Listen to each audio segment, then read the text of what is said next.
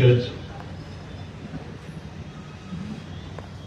बहिर्जी घोरपडे, गजेंद्र गडकर, रणवीर सिंह बाळ निंबाळकर, सयाजीराव गुजर, शैलेश दादा वरखडे, अनुज गोळे, रायबा मालुसरे, नितीनजी मालुसरे, संदेशजी देशपांडे, सिद्धार्थ कंक, जयाजीराव मोहिते, दादासाहेब नाईक, आनंदराव काशीद, आशिषजी शिंदे, सुहास साळुंखे, वैभवराज राजे भोसले, तितवीकर, रामनारायण रोड मराठा, भरतजी अंदापुरे या निमित्ताने उपस्थित असणारे तळपत्या उन्हात या ठिकाणी आपल्या छत्रपतींनी निर्माण केलेल्या हिंदवी स्वराज्य त्याचा जुना नकाशा देखील पुस्तकातून काढून टाकण्याचा निषेध करण्यासाठी एकत्रित आलेले तुम्ही सर्व मान्यवर,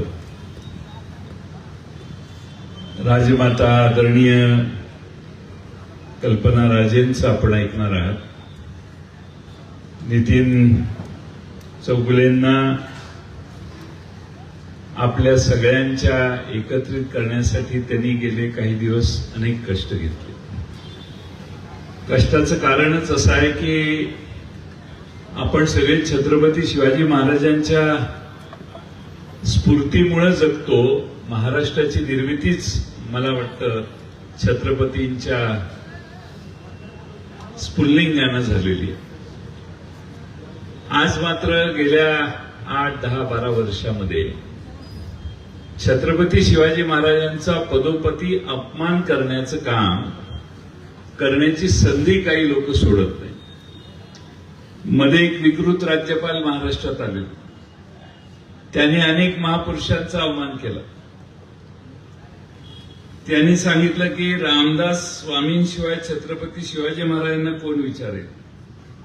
महात्मा ज्योतिराव फुले, क्रांतीज्योती सावित्रीदेवी फुले यांच्यावर देखील ते बोलले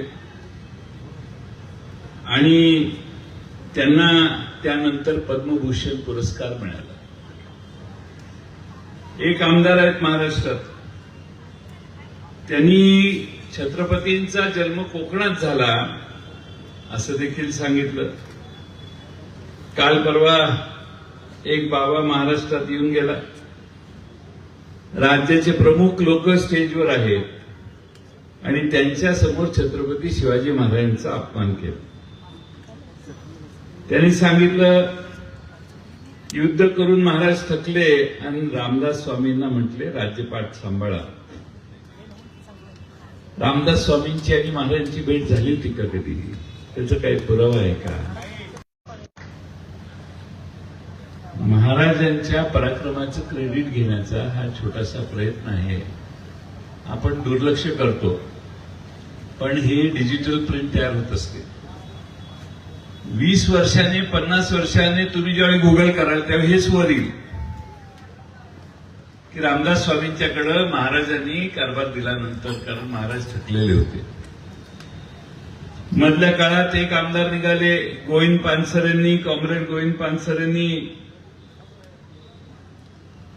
छत्रपती शिवाजी महाराजांच्या बद्दल एक पुस्तक लिहिलं 1988 मध्ये. त्याला देखील हात घातला आणि त्यांच्यावर आक्षेपार्ह विधान केली. आता एनसीआरटी मध्ये जो अटक ते कटक आमचा छत्रपती शिवाजी महाराजांनी सुरुवात ज्या राज्याची केली, आम्ही लहानपणापासून ऐकतो.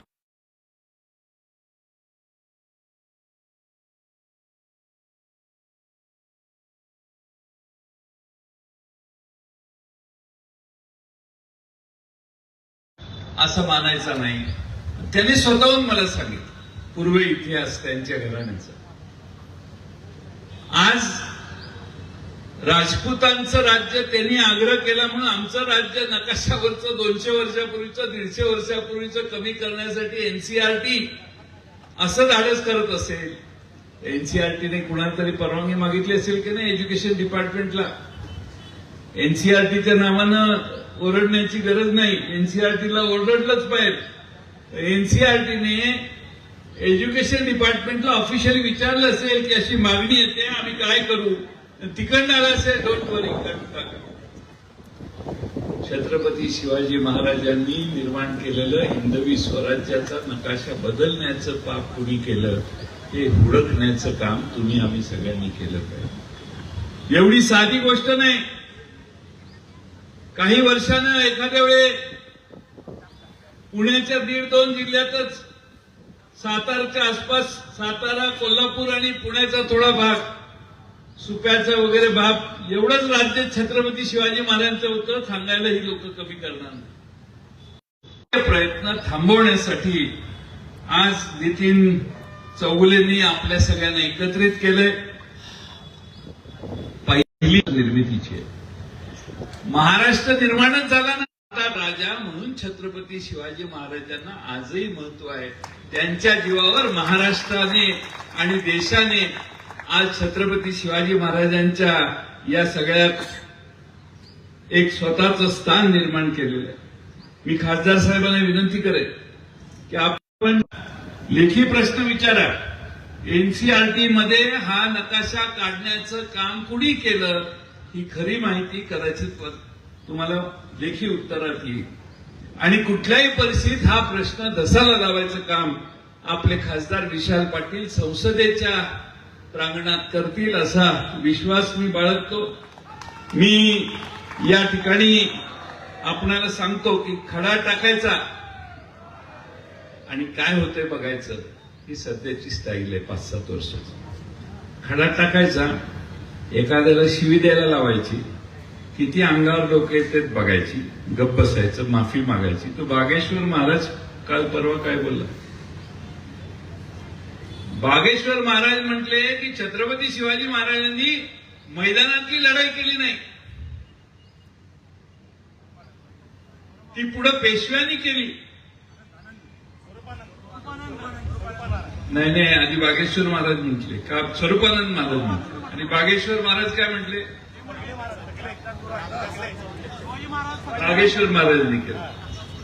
स्वरूपानंद स्वामीने बागेश्वर महाराजांनी माफी मागायची गरज नव्हती असं म्हटलं, असं मी कुठेतरी वाचलं. एकमेकाला मदत करत करत हे नको ते वारू लोकांच्या मध्ये घुसवायचा, लोकांच्या नव्या मनावर नवे विचार टाकायचे आणि मग काही वर्षांनी हा इतिहास बदलण्याचं पाप जर छत्रपती शिवाजी महाराजांना मानणाऱ्या तुम्ही आम्ही असे कितीही उन्हाळे छत्रपती शिवाजी महाराजांनी आणि मराठेशाहीने बघितले. मराठेशाही ही एकमेव देशातली राज्य किंवा सत्ता होती की ज्यांच्या समोर अनेकांनी लोळण घेतली. पेशवाई बुडाली त्यावेळी खऱ्या अर्थाने भारतावर इंग्लंडचं साम्राज्य प्रस्थापित झालं असं इंग्लंड देखील मानतात.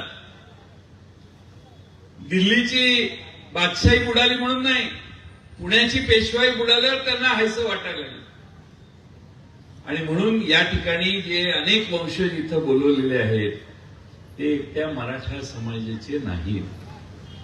छत्रपती शिवाजी महाराजांना 12 बलुतेदारांनी साथ दिली म्हणून हे हिंदवी स्वराज्य त्यांच्या जीवावर उभं राहिलं. त्या 12 बलुतेदारांना आणि छत्रपती शिवाजी महाराजांच्या विश्वासू यांना महत्व काय? तर यांच्या मागच्या पिढीनं छत्रपती शिवाजी महाराजांच्या एका शब्दावर रक्त सांडले. रक्त सांडणाऱ्या घराण्याची ही घरं आहेत. आता कुणी आमदार असेल, मंत्री असेल, खासदार असेल, तात्पुरता त्याच्या डोक्यावरचा तो शिरपेच असेल, पण ह्यांच्या घराण्याने जे रक्त सांडलं हे कायमचे सरदार आहे.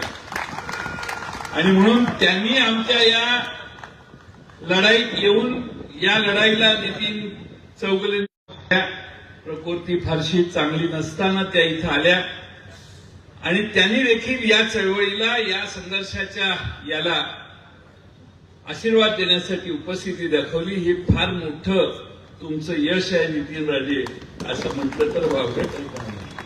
आणि म्हणून मी आदरणीय राजमाता कल्पना राजे यांचं सांगलीकरांच्या वतीने मनपूर्वक आभार मानतो.